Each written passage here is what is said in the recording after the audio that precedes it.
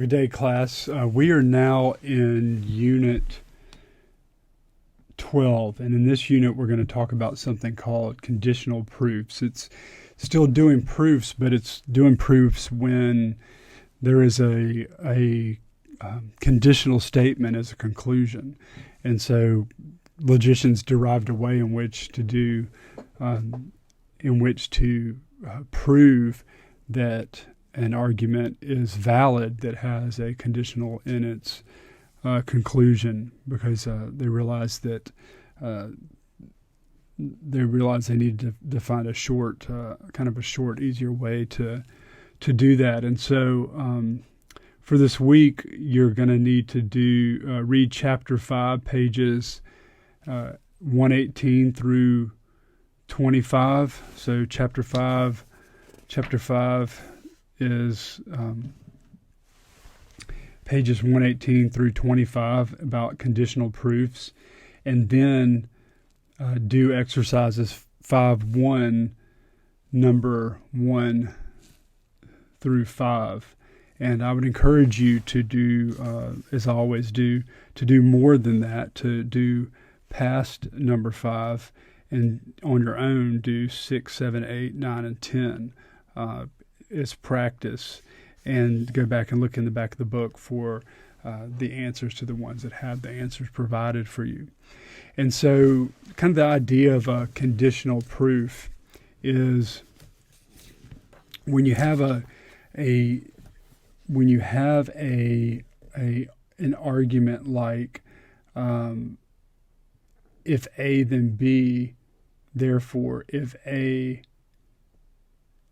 then A and B, proving something like that valid, the way that's been developed to do that is it was realized that what would be the case if A were true. So we don't know that it isn't given to us as a premise by itself, but what if it were true? If A were true, then clearly B also would be true, since by modus ponens we can move from if A then B, the given premise, and A, an assumed premise that A is true, we can move to B. So if A were true, B also would be true, and thus A and B would be true by conjunction. So we therefore have shown that if A, then A and B, or in symbols, if A, then A and B, which is the conclusion of the argument in question, and thus we've displayed that it's valid. That's through using an assumption, because there's a conditional in the conclusion. And so that is what conditional proofs do. It's a rule, it's a conditional proof. The rule in permitting the crucial step is a proof of this kind is called a conditional proof, and the rule permitting the crucial step of this assumption is called the rule of conditional proof. And once we add this rule, our natural deduction procedure for sentential logic is complete. That's all the rules that we have. And so meaning that now every argument in sentential logic that can be shown valid by truth tables can be shown valid by a proof using the 18 rules plus conditional proof. And so the procedure, by the way in which you do it, is by assuming the antecedent of the conditional that's in a conclusion of a proof, okay, that you're trying to work. So by assuming the antecedent of the conditional in the conclusion, you assume that antecedent, and using the laws of logic and only the premises that have been given, you can derive that if that antecedent is true, then the consequent follows, and thus you've shown that it's valid via conditional proof that if the antecedent is true, then the consequent follows. And so I'll show you an example of it, one we can work through as you're reading as you're reading through this. So let's take the example that they give on page 123, and that is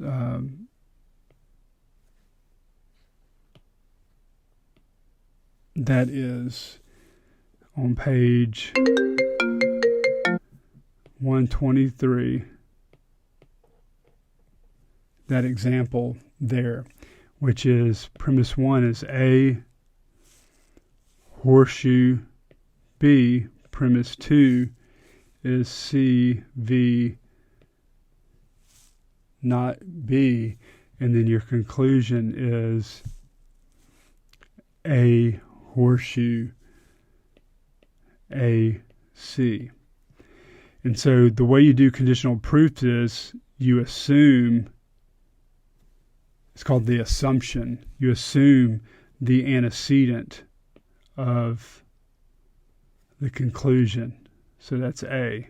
So you put that there as premise 3, and the way you notate it is you write assume, or you can write AP if you want, out to the side. That's the notation of that you've assumed that.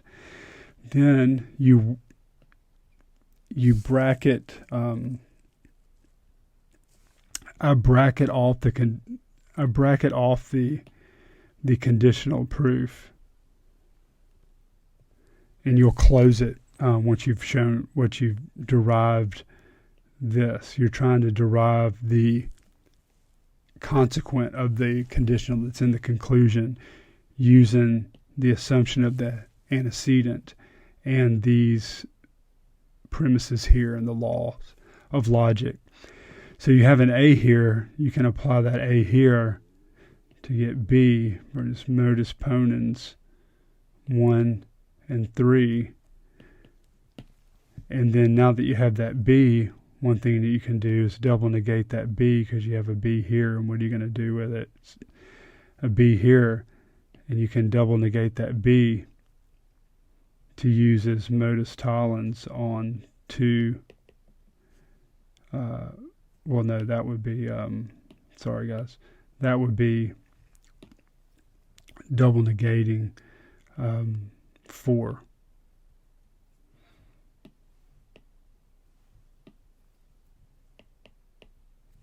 So that would be double negating 4. Then 6, you would apply 5 to 2 modus tollens to give you C. Then 7, you can conjoin A and C, which would be 3 and 6.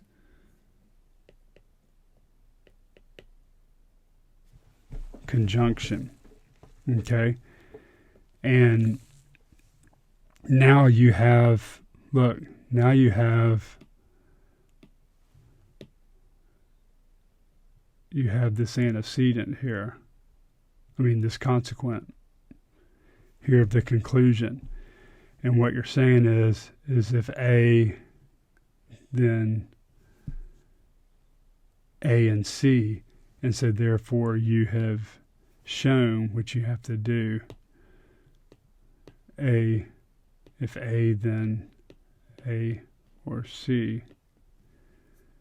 Conditional proof of 3 through 7. So that's how a conditional proof is done. And so that, if you notice, that is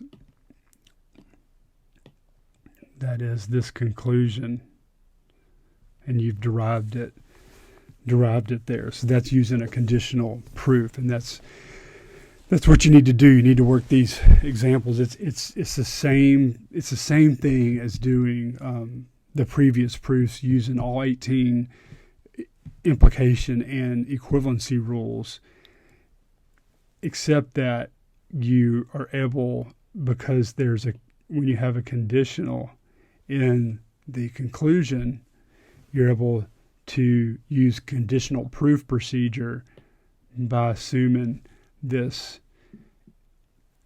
antecedent here. and then deriving this consequent here, and thus you've shown that it's valid, that if you assume this antecedent's true, using just the laws of logic and these two premises that are given, then you can derive that consequent. And so therefore, you've shown that this original argument is valid. So I want you to work those examples, work those exercises that work through conditional proof. Remember that you always need to assume the antecedent of the conditional and the conclusion, and you need to notate that by assume. You need to bracket and then close the bracket out when you have derived that consequent there, and write out the conclusion that matches the conclusion you were trying to derive. And so then you've done a conditional proof. There is another thing that they mention as part of more examples there on page 124. On page 124, the example that's given there. The example that's given there is sometimes you'll have something that is logically equivalent to a conditional in the conclusion. So if you look at that example on page 124, you have AV, B, horseshoe, C, D, and then you have D, V, E, then the horseshoe, F, and your conclusion there is not A, V, F. So what they're saying is that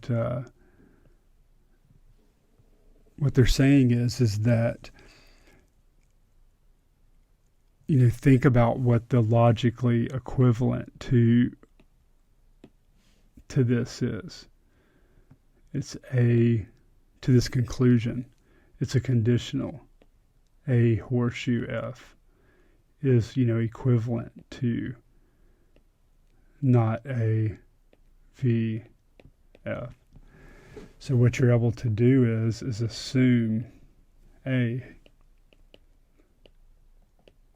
if what your conclusion is looks that you're trying to show validly follows from these premises. If it is logically equivalent to a conditional, you can do a conditional proof on it. And so you assume A, and then you work from there. And so one thing you could do is you could add B there on 3.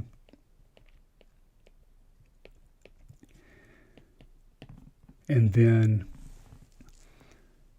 because that is that, you can do modus ponens using 1 and 5, and that will give you C dot D. And the reason, again, to just review is because this form of this is this. And then your AVB here is your P. Okay? And then that is your Q there. And so now you have C dot D, and you're in a good position because of simplification. You can start pulling things off like that D.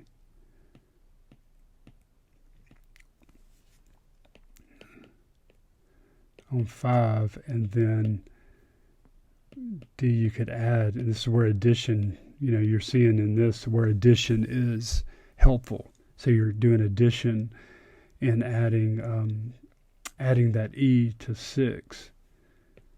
And then now, again, you're seeing how these big forms work right here.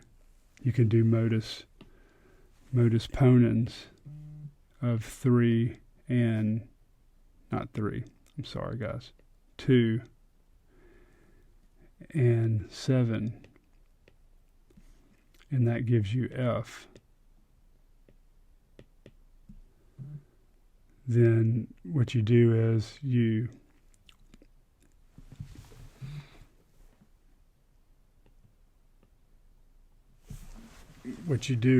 that you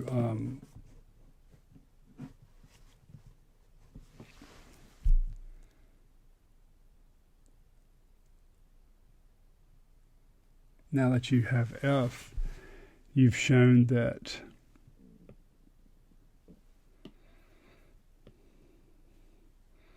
if A, then F, CP of 3 through 8, and then you got to do one more step. You have to convert it back to that using material implication on 9, and therefore you have the conclusion here that you were trying to draw. So that's when you have something in the conclusion that is logically equivalent to a conditional, which is usually that disjunction there, a not P, V, Q, something like that. So just keep working at these, following these instructions, following these procedures, taking your time, working these problems, working practice problems that haven't been assigned. Work these problems, submit them via the units portal, and I will be grading them and making notes on them and trying to help you see, how you're doing and what you're doing right and what you're possibly doing wrong if there's some mistakes in there. And like always, if you have any questions about anything that we've been covering, just reach out to me and I will help you in any way that I can. God bless you guys.